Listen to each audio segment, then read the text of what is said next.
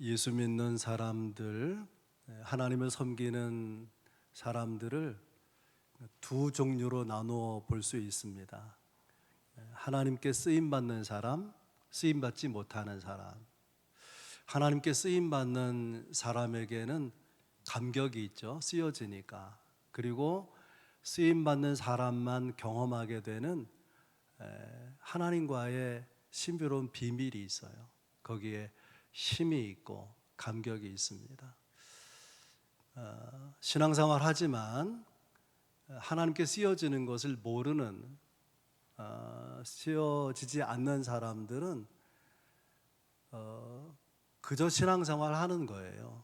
그러니까 덤덤할 수 있고, 또 때로는 신앙생활이 좀 짐으로 여겨지기도 할지 모르겠습니다.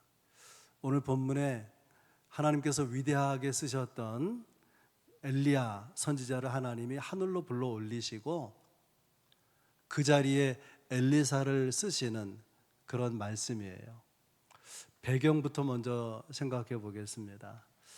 아합 왕이 북이스라엘을 통치하던 시대인데, 하나님의 백성의 왕이라면 누구보다도 하나님을 잘 섬겨야 될 것인데 하나님을 뒷전으로 밀어놓고 가나안의 신 바알, 농사의 신, 풍요의 신을 섬기는 거예요. 왕이 다른 신을 섬기고 또 우상 숭배에 빠지니까 백성들은 그냥 우상 숭배에 빠져들게 되는 거죠. 그런가 하면 아합 왕의 아내 이세벨이 엘리야를 죽일 생각을 합니다. 이유가 뭐냐면 바알을 섬기는 선지자 450명, 아세라선 400명을 갈멜산에서 영적 대결을 벌려서 이기거든요. 그래서 기손강에 끌어들여서 다 죽여버리죠. 그랬더니 자기가 섬기는 종교, 그 일에 종사하는 선지자들을 다 죽여버렸으니까 화가 막 머리끝까지 치밀어가지고, 내가 신들 앞에서 말하는데 저 엘리야는 반드시 죽여버리고 말겠다, 그렇게 결심한 거예요. 그 소식을 엘리야 선지자가 전해 듣고 두려움에 떨면서 도망갑니다. 어디까지 도망가냐면 이스라엘 땅의 맨 남쪽 끝, 그 브엘세바거든요. 브엘세바까지 도망가서 여러분이 알고 있는 로뎀나무 아래 지쳐 쓰러지게 됩니다. 그때 살고 싶진 않은 거예요. 하나님, 죽고 싶습니다. 내 영혼을 이 시간 거두어 가옵소서. 근데 하나님이요, 감사하게도 엘리야 영혼을 거두지 않고 지친 엘리야를 위로하고 그 탈진한 엘리야를 위해서 떡과 물을 준비하고 먹게 하고, 또 잠을 재우시고, 또 깨워서 먹게 하고, 또 잠을 재우시고, 그렇게 엘리야의 원기를 회복시키고, 그리고 사명을 주십니다. 세 가지 사명을 주시는데 그 가운데 하나가 오늘 본문과 관련되어 있어요. 너는 엘리사에게 가서 기름을 부으라. 말하자면 선지자로 기름 부으라, 그런 뜻입니다. 이렇게 해서 엘리사 선지자가 하나님의 부르심을 받아요. 그래서 오늘 여러분과 나눌 말씀은 이 부르심과 관련된 말씀인데, 첫째는 하나님은 누구를 부르시는가? 누구를 부르시는가? 여러분, 어떤 사람을 하나님이 부르실 것 같아요? 엘리사는 오늘 말씀을 보면은 그는 정말 성실한 사람이다라는 걸 알 수 있습니다. 열왕기상 19장 19절에 보면 이렇게 되어 있어요. 엘리야가 엘리사를 찾아갔을 때에 엘리사가 살아가는 모습이에요. 엘리야가 거기서 떠나 사밧의 아들 엘리사를 만나니 그가 12겨리소를 앞세우고 밭을 가는데, 당신은요 소 한 마리만 있어도 부자라 그러는데 밭을 가려고 가지고 나온 소가 12겨리소, 한 겨리는 2마리예요. 그 몇 마리죠? 소가 24마리. 큰 부자죠. 분홍하는 농사꾼이에요. 그만한 재산이 있으면은 직접 농사하지 않고 종들을 사서 혹은 종들을 부려서 농사하면 되는데 자기가 소를 몰고 자기가 밭을 가는 거예요. 그는 자기 일에 성실한 사람입니다. 그래서 하나님이 그를 부르셨는지 모르지만 하나님의 일을 하는 사람들에게서 성실함은 너무나 중요한 거예요. 구약 성경의 위대한 신앙의 인물들이요, 한결같이 성실해요. 요셉, 또 모세, 다윗, 공통점이 뭔지 아십니까? 한때 양들을 키운 적이 있는데 성실하게 양들을 돌보는 거예요. 서울여대 장경태 교수라는 분이 쓴 책 다음이 없는 이야기라는 책에 이런 말이 나옵니다. 하나님은 성급한 사람을 쓰시지 않고 성실한 사람을 쓰신다. 성급함이란 시간과 횟수를 미워하는 마음이다. 성실함은 아직 결과가 나오지 않아도 계속 횟수를 더해가는 능력이다. 그리고 책 뒤에 이런 이야기가 있어요. 잎사귀의 아름다움에 대해서 말하는데요. 물론 꽃의 아름다움도 좋다. 오래 지나지 않아 떨어지는 꽃에 비하면 잎사귀의 생명력은 참으로 강렬하다. 봄, 여름, 가을을 이어가는 동안 잎사귀는 자기의 삶에 충실하다. 잎사귀의 아름다움은 성실함의 아름다움이다. 사람들이 보지 않는 곳에서 잎사귀는 자기의 삶에 충실하다. 단풍나무를 붉게 물들이는 것은 잎사귀다. 은행나무를 노랗게 물들이는 것은 뭘까요? 잎사귀죠. 성실함이 왜 중요한가 하면 하나님이 성실하신 분이고, 성실하신 하나님은 성실한 사람을 찾아서 사용하신다고 하는 거예요. 또 이 열왕기 말씀을 보게 되면 하나님이 어떤 사람을 부르시는가 하면은 부르심을 받았을 때 헌신하는 사람을 쓰시는 것을 볼 수 있어요. 엘리야가 하나님의 명을 받고 엘리사에게 가서 겉옷을 던지거든요. 겉옷을 던지는 것은 직분을 맡긴다, 사명을 맡긴다, 그런 뜻이 있어요. 엘리사에게 엘리야의 겉옷이 떨어졌을 때에 엘리사가 어떻게 하느냐? 열왕기상 19장 21절입니다. 엘리사가 그를 떠나 돌아가서 한 겨리소를 가져다가 잡고 소의 기구를 불살라 그 고기를 삶아 백성들에게 주어 먹게 하고 일어나 엘리야를 따르며 수종 들었더라. 농사하는 사람에게 있어서 소가 얼마나 중요합니까? 근데 그 한 겨리소, 소 2마리를 잡았어요. 그리고 농사에 쓰는 기구를 다 부러뜨려 가지고 장작처럼 그것을 쌓아놓고 거기에 불을 지펴 가지고 2마리 소를 삶아서 동네 사람들을 먹였다는 거예요. 이게 무슨 의미죠? 이제는 더 이상 농사 짓는 일을 하지 않겠다는 거예요.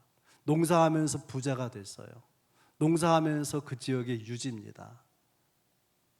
그런데 그는 농사하는 일을 내려놓고 하나님이 그를 부르신 이 선지자로 사역하는 일에 전적으로 헌신하겠다, 그런 결심을 보이고 있는 것이죠. 하나님은 누구를 부르신다고요? 성실한 사람, 불렀을 때 헌신할 수 있는 사람을 불러서 쓰신다는 것을 여러분 꼭 기억할 수 있기를 바랍니다. 두 번째 말씀은 부르심을 받은 자가 다 쓰임 받는 게 아니거든요. 그래서 어떻게 쓰임 받는가? 이게 두 번째 말, 어떻게 쓰임 받는가? 테스트를 통과해야 쓰임 받습니다. 엘리야가 떠날 시간이 임박했어요. 그것을 엘리야 선지자도 알고 그의 제자들도 다 알고 있습니다. 엘리야는 떠나기 전에 자기가 가르친 제자들을 돌아보기 위해서 길갈로, 베델로, 여리고로, 요단으로 가게 되는데요. 이 지역들은 의미가 있어요. 길갈은 어떤 곳인가 하면은 이스라엘 백성들이 가나안 땅에 처음 들어갔을 때에 할례를 행한 곳입니다. 할례는 하나님 모르는 이방인들처럼 살지 아니하고 하나님을 섬기는 거룩한 백성으로 구별된 삶을 살겠습니다. 그리고 할례를 받은 장소가 길갈이에요. 그런가 하면 베델은 야곱이 아버지와 형을 속이고 나중에 들통이 나잖아요. 그래서 엄마가 외삼촌 집으로 피신을 시키는데 이렇게 피신하는 길에 올라서 루스라는 지역에 이르렀을 때에 지쳐 쓰러져 잠이 들었는데 그 꿈에 하나님이 나타나셨습니다. 꿈에서 깨어나서 야곱이 이렇게 말해요. 하나님이 과연 여기 계시거늘 내가 알지 못하였도다. 자기를 찾아와 주신 주님 거기에 감격하고 감사해서 자기가 돌베개하고 자던 돌을 세워서 거기서 성전 삼아 예배를 드리거든요. 그리고 루스라는 지역 이름을 바꿔요. 베델이라고, 하나님의 집이라는 뜻으로. 그 장소가 베델이고 여리고는 예루살렘으로 들어가는 관문입니다. 그러니까 길갈, 베델, 여리고가 이스라엘 백성들에겐 아주 소중한 의미가 있는 장소인데 그런 곳에 신학교를 세우고 제자들을 가르치다가 이제 하나님께로 올라가게 되면서 저들을 격려하고 또 위로하고 힘을 줘야 되겠다. 그래서 이렇게 장소를 다 방문하게 됩니다. 그런데 엘리야가 이렇게 길갈에서 베델로 다 이렇게 장소를 옮길 때마다 엘리사가 따라 붙었거든요. 그러니까 너 여기 머물고 따라오지 마. 그렇게 막았습니다. 또 신학생 그 제자들도 우리 스승이 어디로 가는지 너도 알잖아 하고 선생님 가는 길을 방해하지 말라고 그냥 말리면서 나무랍니다. 그러면 안 된다고. 이것은 일종의 시험이죠. 엘리사 입장에서는 일종의 테스트라고 볼 수 있어요. 엘리야가 여기 머물고 따라오지 마. 조금이라도 돌이킬 마음이 있으면 지금 돌아가라 그 말이에요. 지금 돌아가라. 이 시험을, 이 테스트를 통과해야 되는 거죠. 엘리사는 어떻게 하느냐? 오늘 본문 윗부분에 2절에 이렇게 되어 있어요. 여호와께서 살아계심과 당신의 영혼에 살아있음을 두고 맹세하노니 내가 당신을 떠나지 아니하겠나이다. 절대로 떠나지 않겠다는 거죠. 이 똑같은 표현이 토시 하나 틀리지 않고 4절에도 나오고 6절에도 나옵니다. 엘리야의 제자들이 왜 스승이 가는 길을 네가 가로막느냐, 왜 스승을 힘들게 하느냐 하고 나무를 낼 때에 엘리사가 이렇게 말하거든요. 나도 알아. 입담으로 성경에 잠잠하라 이렇게 돼 있어요. 그 말도 다시 또 반복되는 것을 볼 수 있습니다. 단호한 자세로 자기에게 다가온 테스트를 넘어서고 있는 엘리사를 보게 됩니다. 결국 어떻게 되느냐?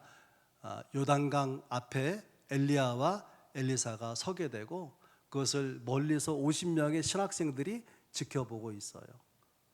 이런 중요한 장면에서 엘리야가 아주 카리스마적인 행동 하나를 하게 됩니다. 그것이 8절입니다. 엘리야가 겉옷을 가지고 마른 물을 치매 물이 이리저리 갈라지고 두 사람이 마른 땅 위로 건너니라. 무슨 다리를 건너는 게 아니라 강을 건너는 거예요. 큰 강은 아니지만, 깊은 강은 아니지만 그냥 건널 수는 없죠. 그런데 육지처럼 걸어서 건너갔다는 거예요. 기적이죠. 물이 있었던 곳이 갈라져요. 그럼 그 바닥은 젖어 있지 않겠습니까? 놀랍게도 말라 있는 거예요. 홍해 바다를 건널 때 그랬던 것처럼 하나님의 기적이 일어난 현장이죠. 여러분 생각해 보세요. 만약에 엘리야가 따라오지 마, 그냥 여기 머물러. 그래서 길갈에 머물렀다면, 또 따라갔지만 베델에서 머물렀다면, 그래도 따라갔지만 여리고에서 머물렀다면은 요단에서 엘리야와 엘리사 함께 마른 땅을 기적으로 건너는 체험은 체험하지 못했을 것입니다. 테스트를 통과해야 된다 그런 말이에요. 시험을 이겨 나가야 된다 그런 뜻입니다. 젊은 사람들이 많이 모이는 삼일교회 송태근 목사님이 이런 말을 했어요.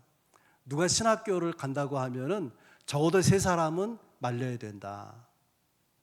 왜냐하면 사명이 있다면, 부르심이 확실하다면 어떤 반대가 있어도 그걸 극복하고 신학교를 졸업할 테니까. 그런데 아버지가 장로라서, 아버지가 목사라서 등 떠밀어서 신학교 가게 했다면은 수틀리면 그만둘 거라 그 말이에요. 또 신학교를 졸업하고 목회하다가도 여간 어려운 일을 만나면 중도 하차하지 않겠느냐. 그러므로 테스트해 보라는 거죠. 테스트. 엘리야는 엘리사를 테스트한 것입니다. 어쩌면 하나님의 테스트였다 볼 수도 있을 거예요. 선지자가 가는 길, 주의 종이 가는 길은 끝까지 가야 할 길이에요. 중간에 멈추면 안 되는 길이죠. 성도들이 가는 신앙생활, 그리스도인들이 가는 길도 끝까지 가야 할 길이에요. 중도 하차하면 안 되는 것입니다. 두 번째, 어떻게 쓰임 받는가? 능력을 구해서 능력을 받으면 쓰여질 수 있습니다. 마지막 순간에 엘리야가 엘리사에게 말해요. 9절에 나와 있습니다. 내가 너에게 어떻게 할지를 구하라. 이런 느낌이죠. 이런 분위기예요. 1000번제를 솔로몬이 드렸더니 하나님께서 나타나셔서 내가 너에게 뭘 해줄까? 너 원하는 것이 뭐냐? 뭐든지 말해봐. 그런 시간과 똑같아요. 내가 너에게 어떻게 하랴? 엘리야가 엘리사에게 묻습니다. 엘리사가 1초도 주저하지 않고 이렇게 말해요. 당신의 성령이 하시는 역사가 갑절이나 내게 있게 하소서. 성령의 능력이 내게 갑절이 있기를 원합니다. 당신에게 역사하는 성령의 능력이 갑절 내게 있기를 원합니다. 이 말은요, 엘리야의 능력의 2배가 자기에 있기를 바란다 그런 말이 아니고, 부모가 죽으면 유산을 물려받을 때 장남은 2몫을 받거든요. 그 갑절을 말하는 거예요. 엘리야가 신학교 총장이었다면 누군가 제자가 그 삶을 이어받게 될 것인데, 엘리사가 내가 그것을 받고 싶습니다.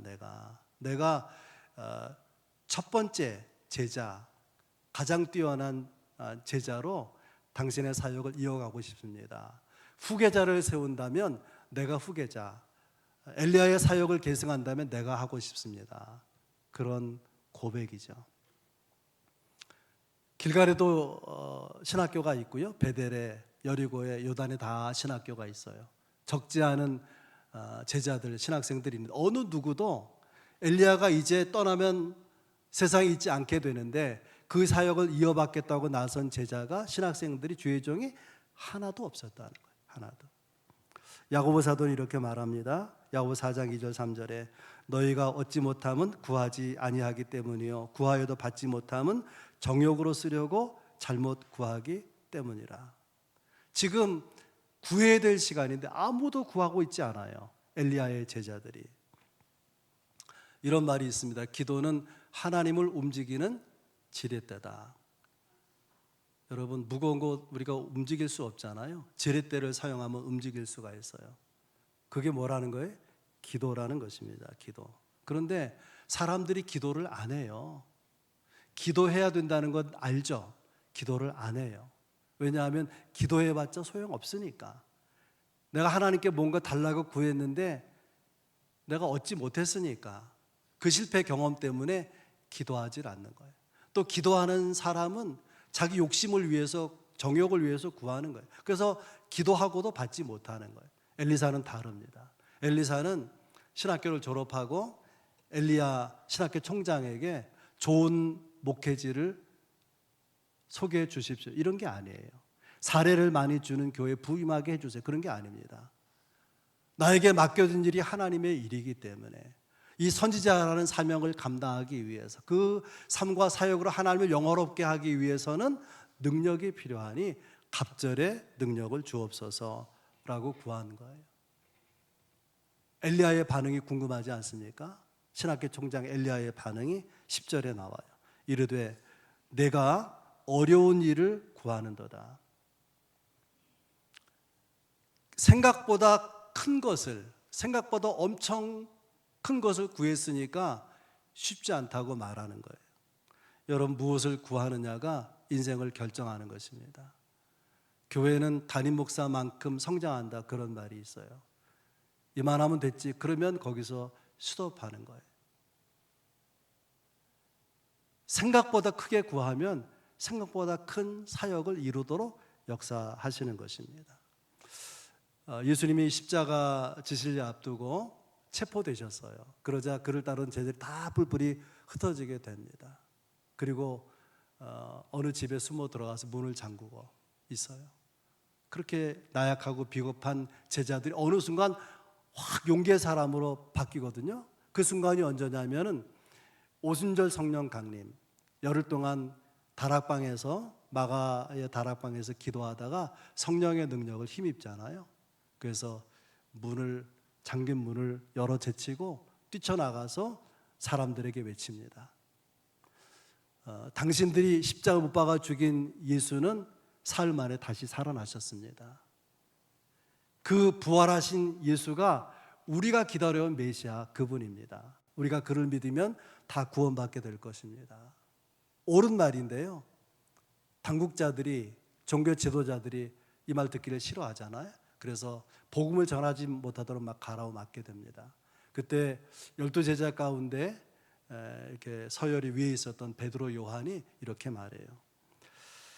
우리가 사람의 말을 듣는 것과 하나님의 말씀을 듣는 것 어느 것이 옳은지 판단하라.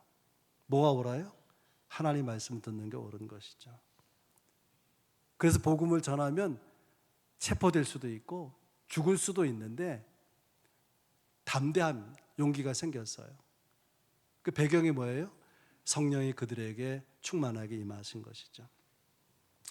이렇게 성령에 충만해서 용기 있게 복음을 전하는 사람들, 그 제자들이 전에 알던 사람과 다른 모습이잖아요. 그 사람들이 뭐라고 하면 저 미친 것 같아, 미친 것 같아. 응? 미쳤나 봐. 세술에 취한 것 같아. 아니 연병에 걸린 거죠. 연병 전염병이에요. 뭔가 이상하다 그러면 이상하다. 이런 제자들 자신들도 놀라고 주변을 놀래킨 이런 능력이 어디서 온 것이냐?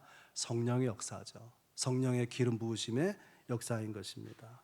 엘리사는 이것을 구하는 거예요.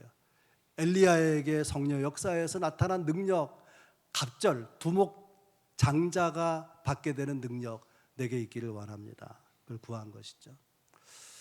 어떻게 쓰임받는 것 세 번째가 저는 가장 중요하다고 생각하고 오래 묵상했어요. 이 부분을. 그리고 이렇게 제가 표현을 생각했습니다. 소망을 분명히 하면 하나님이 쓰신다. 소망을 분명히 하면. 엘리야가요 떠나기 직전에 제자 엘리사에게 매우 이상한 이야기를 합니다. 정말 이상한 이야기예요. 10절입니다. 그러나 갑절의 영감 받기를, 갑절의 능력을 받기를 원한다고 하는데, 그러나 나를 너에게서 데려가시는 것을 내가 보면 그 일이 너에게 이루어지려니와 그렇지 아니하면 이루어지지 아니하리라. 엘리사, 네가 보면 이루어질 것이고 보지 못하면 이루어지지 않아. 이상한 이야기죠. 그래서 우선 본다는 것을 생각해 보요. 본다는 것.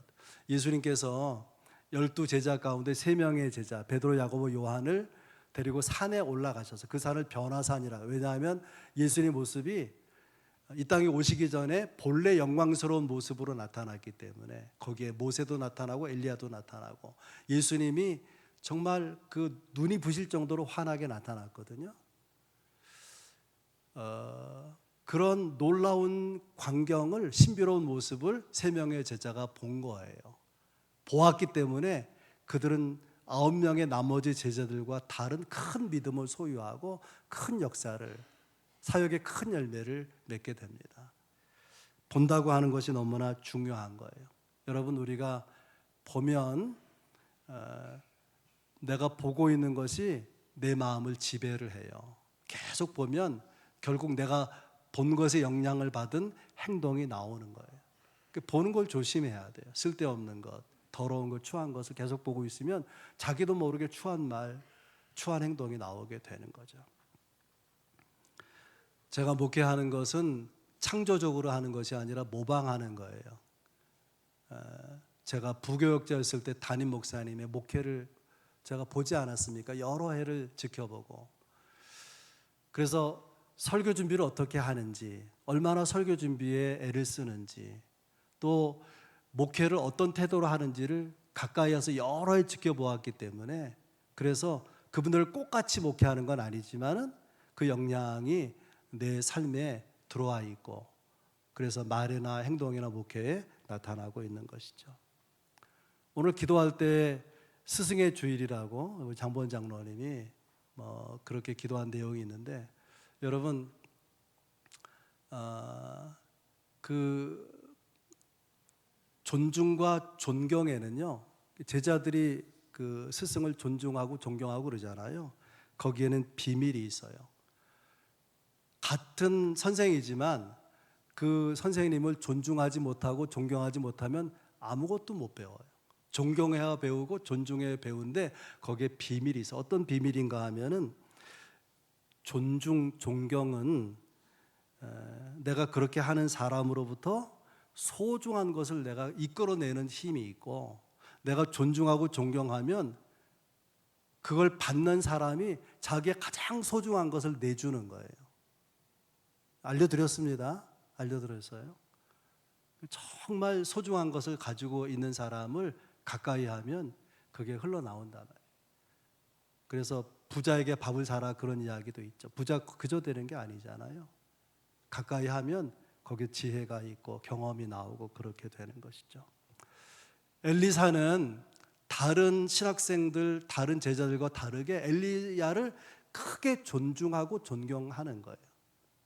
그래서 엘리야가 소중한 무엇을 남겨놓습니까? 겉옷을 남겨준 거예요.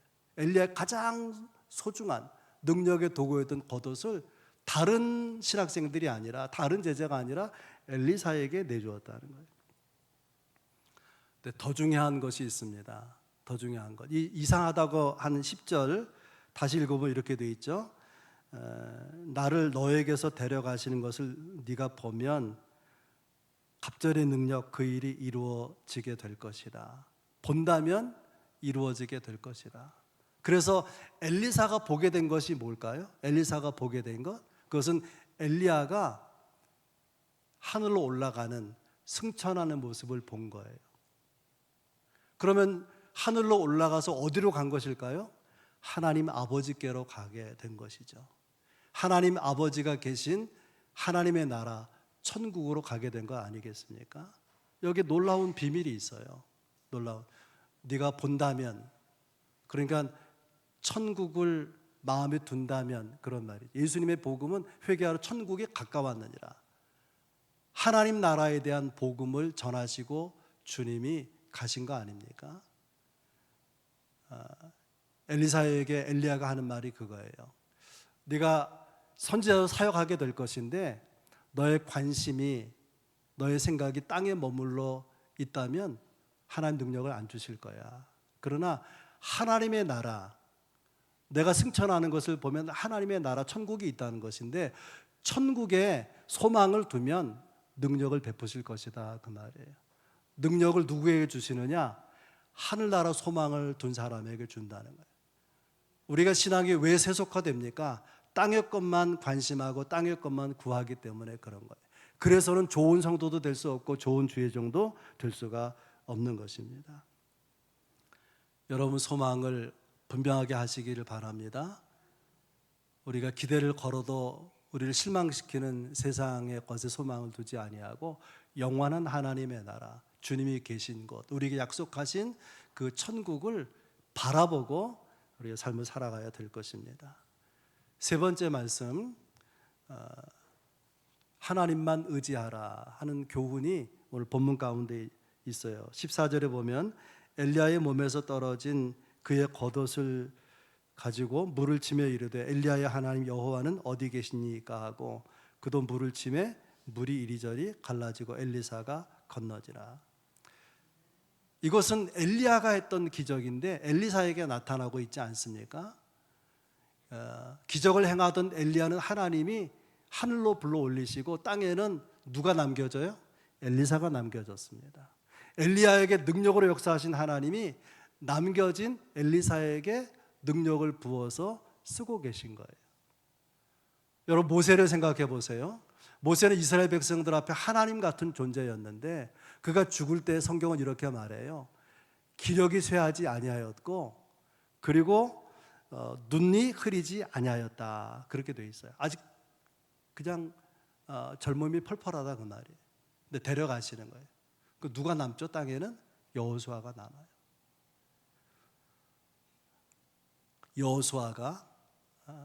남겨진 여호수아가 이스라엘 백성을 이끌고 가나안 땅에 들어가서 가나안 정복 전쟁을 성공시키지 않습니까?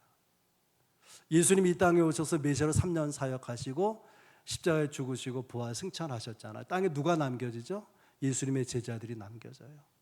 그들에게 성령의 기름 부으심이, 성령의 능력이 덧입혀지면서 그들을 통해서 이 구원의 역사가 우리에게까지 전해진 거 아니겠습니까? 엘리야는 없지만 이렇게 하나님 앞에 구해요. 엘리야의 하나님 여호와는 어디 계시니까? 엘리사가 누굴 찾는 거예요? 엘리야가 아니라 하나님을 찾는 거예요. 이스라엘을 대적에서 건진 것은 엘리야가 아니고 엘리야가 경외하던 하나님이었기 때문에 하나님이 중요한 것이죠. 여러분, 하나님만 의지하고 하나님만 바라보고 사시기를 바랍니다. 엘리사는 엘리야만큼의 큰 능력을 행하진 않았지만은 기적의 크기가 다르지만은 이 엘리사는 가장 많은 기적을 행하면서 특징이 있어요. 그게 뭐냐면 엘리사의 기적의 동기, 그 배경에는 궁휼이 있어요. 궁휼. 사람들을 궁휼히 여기는 마음이. 그래서 목말라 하는데 마실 물이 없는 거예요. 불쌍한 생각이 들잖아요. 그래서 마시지 못하는 샘물을 고치는 기적으로 그의 기적의 사역이 시작이 됩니다. 그런가 하면 하나님 위해 살겠다고 주의 종으로 나선 그 신학생이 죽어요. 그래서 그 아내가 젊은 과부로 살아가기가 버거운데 먹고 살 수 있도록 그릇을 빌려오라 그래가지고 거기다 기름을 붓게 하잖아요. 그것을 팔아서 빚을 갚고 남은 것을 가지고 생활하라. 그 생계 문제를 해결해 주죠. 그런가 하면은 이스라엘 나라 사람도 아닌데 이스라엘의 어떻게 생각하면 원수 나라 같은 아람 나라의 군대 장관이 문둥병이 걸렸는데 그 나만 장군이 누구에 의해서 고침받죠? 엘리사에 의해서. 물론 치료의 능력은 하나님께로부터 오는 것이지만 그 통로는 엘리사였다, 그런 뜻입니다. 하나님은 영적으로 어두운 시대에 하나님의 백성이 바로 살도록, 하나님의 나라가 세워지도록 사람을 불러서 쓰시는 거예요. 우리는 엘리야의 시대, 엘리사의 시대, 아합 왕 이세벨이 있었던 시대 같이 영적으로 어두운 시대에 살고 있습니다. 교회 성장이 멈춘 정도가 아니라 교회마다 교인들이 줄고 있어요. 친구들이 다 목사인데 만나면 교회 이야기 하잖아요. 교인이 다 준 거예요. 크든 적든. 그게 오늘 한국교회의 현실입니다. 복음 전파 위력을 잃어버린 지 오래예요. 젊은이들이 교회에 소망을 두지 못하고 영적으로 방황하는 그런 시대가 우리 시대입니다. 그때보다 어떻게 생각하면 이 엘리야 엘리사 시대보다 영적으로 더 어둡고 더 영적으로 방황하는 시대에 있어요. 그러면 뭐가 필요하죠? 능력이 필요하잖아요. 근데 우리가 얼마나 연약합니까? 얼마나 무력합니까? 비밀이 있으면 여러분, 우리의 약함은 하나님의 강함을 체험하는 기회일 수 있다는 거예요. 바울 사도가 이렇게 말합니다. 고린도후서 12장에서 나의 여러 약한 것들에 대하여 자랑하리니 이는 그리스도의 능력이 내게 머물게 하려 함이라. 내가 약할 그때에 곧 강함이니라. 약한 자가 강해지는 방법은요, 기도죠. 그럼 주님이 도우셔서 감당할 수가 있다 그 말이에요. 여러분 아시는지 생각해 보셨는지 모르겠어요. 기도는 하나님의 능력을 덧입는 방편인데 기도는 병들어 들어 누워도 할 수 있어요. 성전이 아니라 골방에서도 기도할 수 있고 또 길을 걸어가면서도 할 수 있는 것이 기도입니다. 약해서 아무것도 못해도 할 수 있는 것은 기도예요. 하나님은 기도하는 사람을 약한 데서 강하게 하시고 삶을 감당하게, 사명을 감당하게 하시는 것입니다. 여러분, 우리 주변에 하나님의 일을 해보겠다고 사명감에 불타는 주의 종 혹은 그런 성도들을 쉽게 볼 수 있습니까? 영적으로 어두운 시대예요. 엘리사는 그 시대의 사명을 감당하기 위해서 갑절의 능력을 구했습니다. 여러분 무엇을 구하십니까? 무엇을 바라십니까? 무엇을 생각하십니까? 하나님의 일을, 사역을 생각하면서 갑절의 능력을 구하고 그 능력을 덧입을 뿐 아니라 그 능력보다 훨씬 더 귀한 그 은혜를 주시는 하나님을 사모하고 우리 시대를 승리하고 우리 시대의 하나님의 백성을 승리하고 귀하게 쓰임받는 우리 모두가 되기를 주의 이름으로 축원합니다. 좋으신